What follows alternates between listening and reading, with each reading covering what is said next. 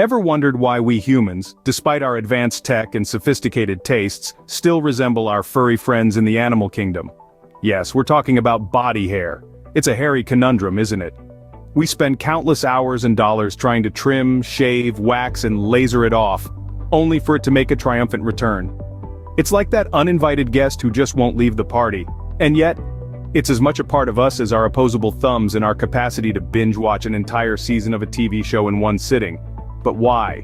Why do we, the epitome of evolution, still carry around this furry relic from our prehistoric past?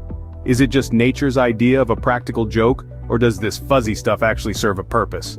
Well, my friends, these are the questions we're going to tackle today. So buckle up as we dive into the hairy landscape of human biology. Fear not, my friends, our hair isn't just a cruel joke by Mother Nature, it's actually pretty useful. Let's unravel the mystery of our body's furry coats, shall we? First off, body hair serves as a shield, a microscopic knight in shining armor, if you will. It plays a vital role in protecting our skin from harmful environmental factors. Imagine your body hair as a mini army warding off unwanted intruders like dirt, dust, and even those pesky bugs.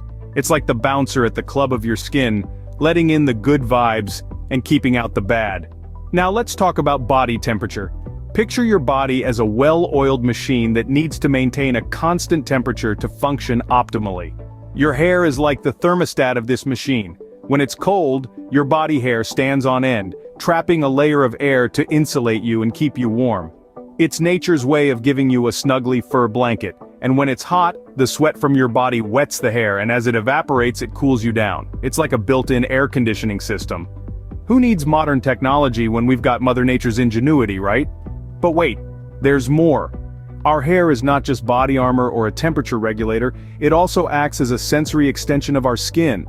Each hair follicle is surrounded by nerve endings that send signals to our brain when the hair moves. It's like having a network of tiny antennae all over your body, picking up information about your surroundings. If a fly lands on your arm, it's the hair that feels it first and alerts your brain. So, in a way, our hair is our body's early warning system, alerting us to the presence of potential threats or changes in our environment.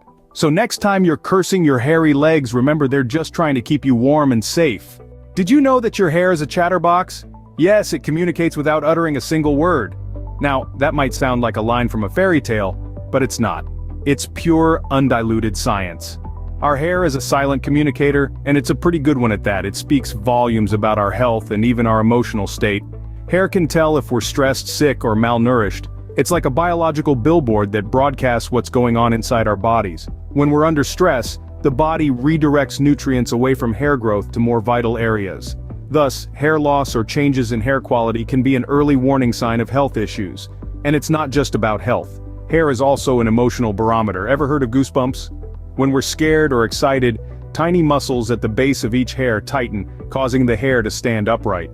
This involuntary response, known as piloerection, is a throwback to our furrier ancestors, whose hair would puff up to make them appear bigger and more intimidating.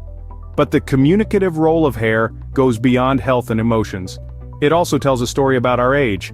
Hair naturally loses pigment as we age, turning from the vibrant hues of youth to the silver strands of wisdom. It's like a biological clock that ticks away on our heads, reminding us of the relentless march of time.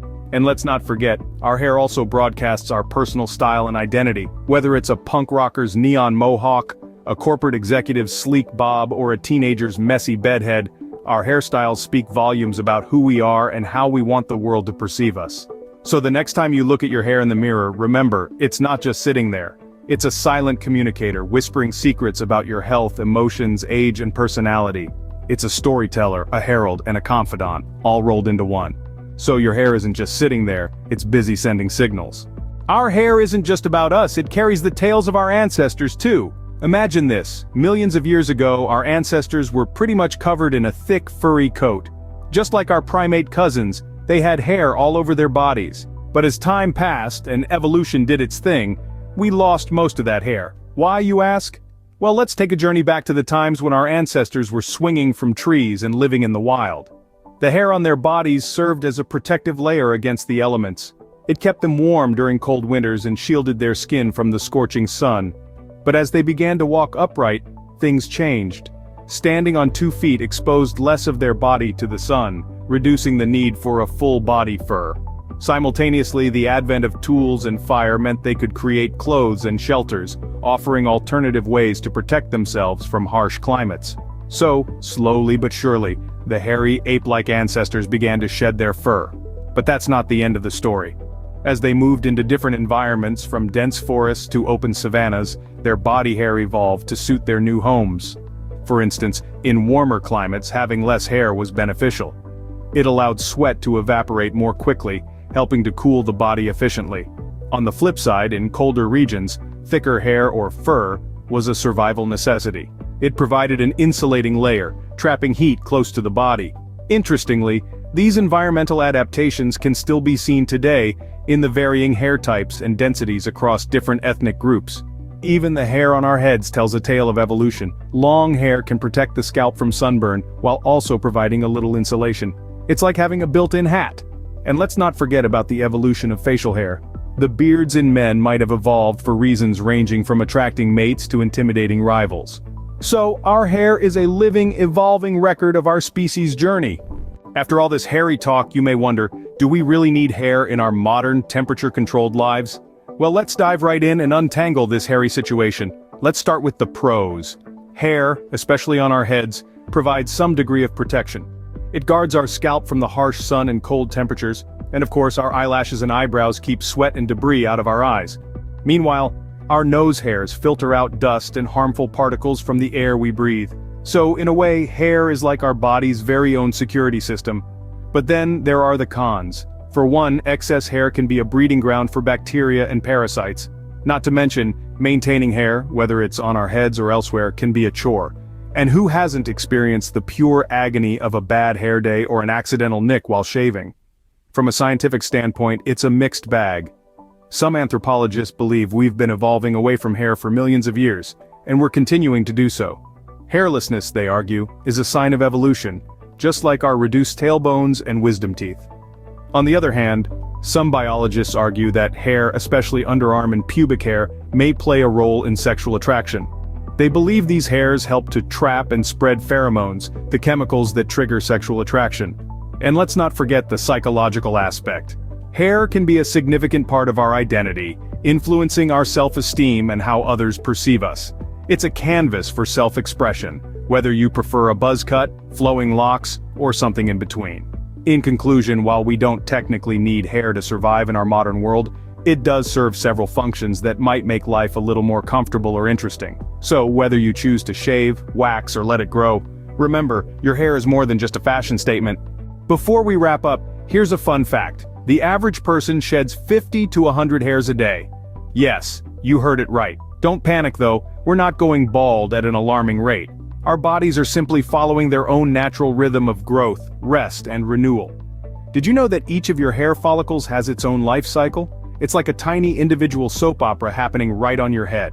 And here's another hair-raising fact. The color of your hair can affect the thickness and volume. Dark hair tends to be thicker while lighter hair is generally finer. Ever wondered why we have hair in our noses? It's not just to tickle us when we sneeze.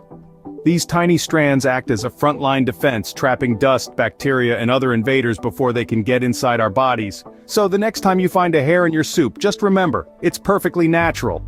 We hope you enjoyed our hairy journey today. If you found this video informative, why not give it a like? It really helps us out.